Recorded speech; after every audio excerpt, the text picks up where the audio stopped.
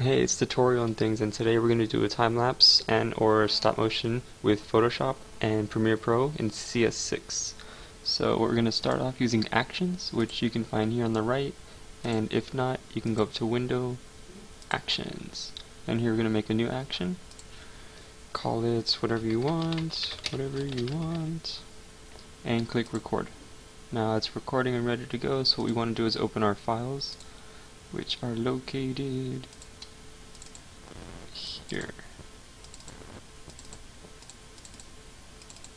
I got these files here, and pick one. It's gonna pop up here on Camera Raw that I have set up, but you don't need to worry about that. Just open image, put it onto Photoshop, and you can adjust whatever you'd like, brightness, contrast, anything. Just remember that when you use it for this one image, it will apply that directly to every single other image you're gonna use. So you want to be careful and make sure with your camera settings that it's set to manual, so everything's the same, you don't have flickers. Flickers are real annoying. So we'll just change some of these settings around, a little more dues. That's fine. Alright, and we want to change the size so we can have it in a film, and it looks nice. So we're going to do 3840 by 2160, which is double 1080p. You don't want to have these constrained proportions and stuff on, because it'll keep the size in this square format, which we don't need. We need it in 16 by 9. 2160. Okay, it's already set. And if you look over here, you can see that all these actions have been saved. So we're going to go here, Save As, Desktop, New Folder. I already have them done, but you can do this again. Have it here, you'll save. Okay, that's fine. I set it to 10, because when you put it on 12, it's really large, you don't need it that large. So 10 is fine. Okay, and just make sure now that it's set and done to close it, and it'll record that close too. If not, you end up with a million tabs and it's a pain to close later. So now we can stop this and go over here to File, Automate, Batch. You can do whatever set it's in, the action, you're going to do whatever you want. Folder is already this one, you choose it. You can do override action open commands, just in case. And override action, well, you don't have to leave that, because you already did it. You're right over here. And you have the destination, choose, okay, you're ready to go, and it's going to start. It's going to run through everything. Change all the sizes, and you can see it right here.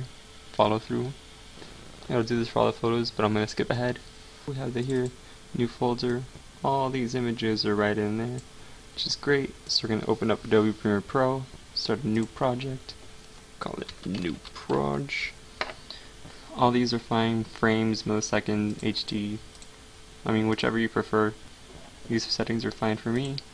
Okay, you want to go to settings up here, edit custom, and do 24 frames. Frame size is going to be 1920 by 1080. And make sure the pixel aspect ratio is set to 1, so you have the 16 by 9. You can set it up to 3840 if you'd like, but I don't need to do that, just in case you have other film footage that isn't at that standard. So we'll go down here, change this all the way, just so when you render it you're seeing pretty much exactly what it's going to come out as. 24 new fields, everything else is okay. Rad.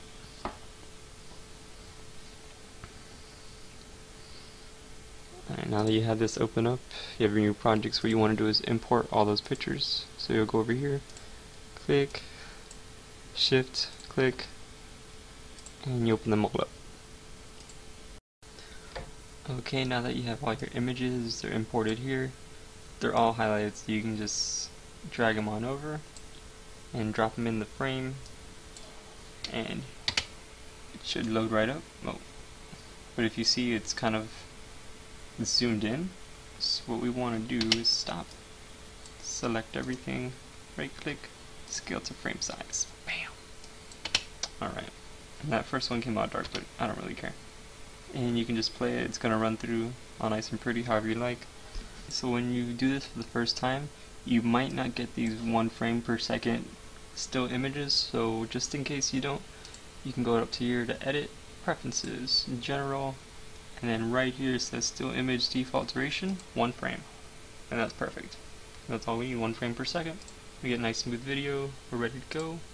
So we want to file, export, media, and we can export it for well, settings I use for YouTube, H.264. And let's see, it even has a setting. You want to scroll all the way down. You got YouTube 1080p, that's fine. And here you have the output and the sequence source. Looks good. 11 megabytes, so you can just use these. Frame blending and maximum render quality. And export. File handshake. Oh, okay, let's change this name. Let's output to desktop. And done. I want to call it done. MP4, save, export. We're going to let it export out. And here we are with everything done. Video's completed. And it came out great. Looks fine. So yeah, until you do a quick time lapse or stop motion if you're into that. Pretty much the same thing. Like, comment, and subscribe for more.